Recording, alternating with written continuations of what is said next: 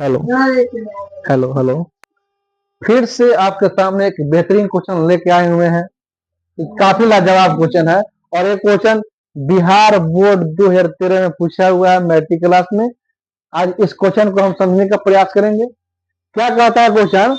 उस समांतर श्रेणी का 31वां पद ज्ञात करे जिसका 11वां पद 38 और 16वां पद 73 हो। तो सबसे पहले हमको इसमें ए का मान है ना डी का मान है, ए का मान और डी का मान निकालेंगे, उसके बाद ही हम इसका 31वां पद निकालेंगे।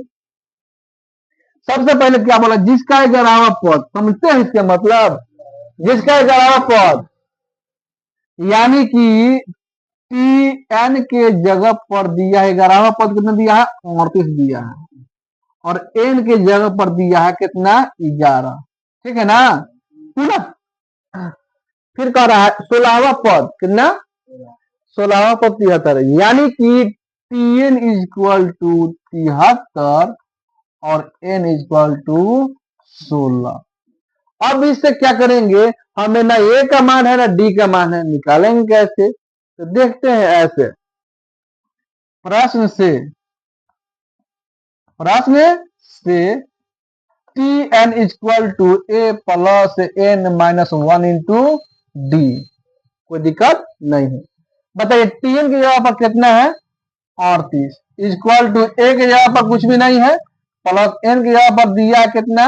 11 माइनस 1 इंटू डी की जगह पर कुछ भी नहीं है। इसको लिख सकते हैं ये प्लस 11 में से 10, 10 डी इक्वल टू 38। समीकरण फर्स्ट मान सकते हैं कि नहीं मान सकते हैं?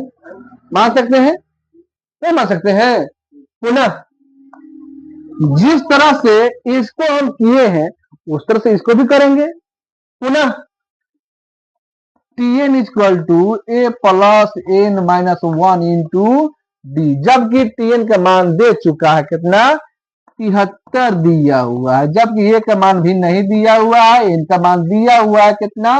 16 माइनस 1 इंटू डी के जगह पर कुछ भी नहीं दिया हुआ है। आज ए के 16 में से 1 घटा तो 15, डी इक्वल टू 73 लिख सकते हैं कि नहीं लिख सकते हैं? समीकरण सेकंड नहीं मान लेंगे? नहीं होगा। अब यहां से क्या किया जाए?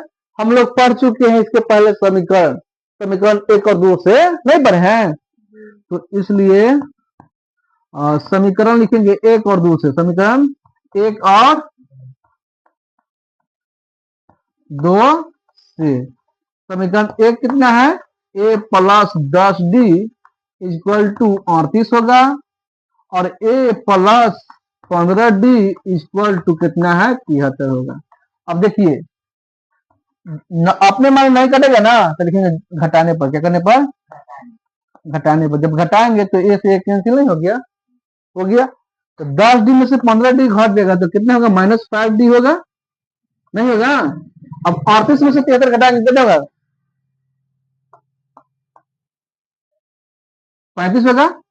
लेकिन बारके के सामने माइनस है, माइनस माइनस से माइनस कैंसिल, 5 से 35। आपका डी की जगह पर कितना आ गया? 7 आ गया। हम सब जानते हैं कि जब समीकरण x और y का मान निकालते हैं तो x का मान निकालने के बाद में क्या करते हैं? समीकरण 1 में x का मान रखते हैं। तो यहां लिखेंगे बगल में समीकरण 1 में किसका मान रखने पर? d का मान रखने पर। बताइए एक समीकरण कितना है? कितना है? कितना माने हैं? ए प्लस 10 डी इक्वल टू कितना है? 38।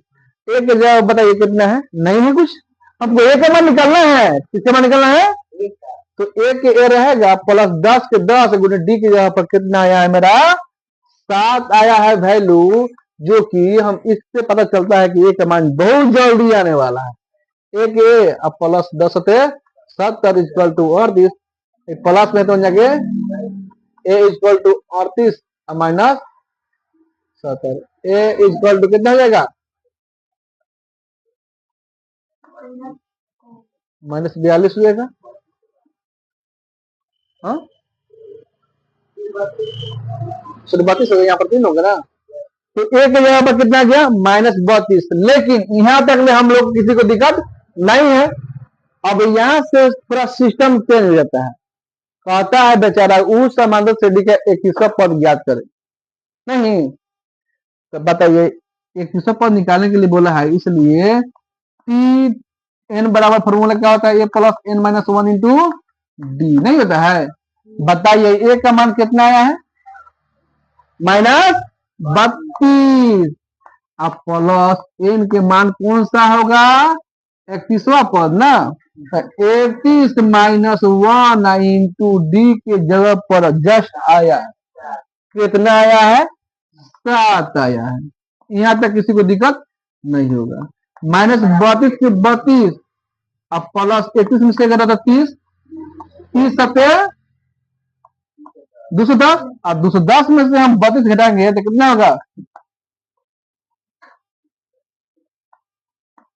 178 होगा। ये हो गया आपका क्या क्वेश्चन पूछा था, वो समांतर श्रेणी का 31वां पद ज्ञात करे।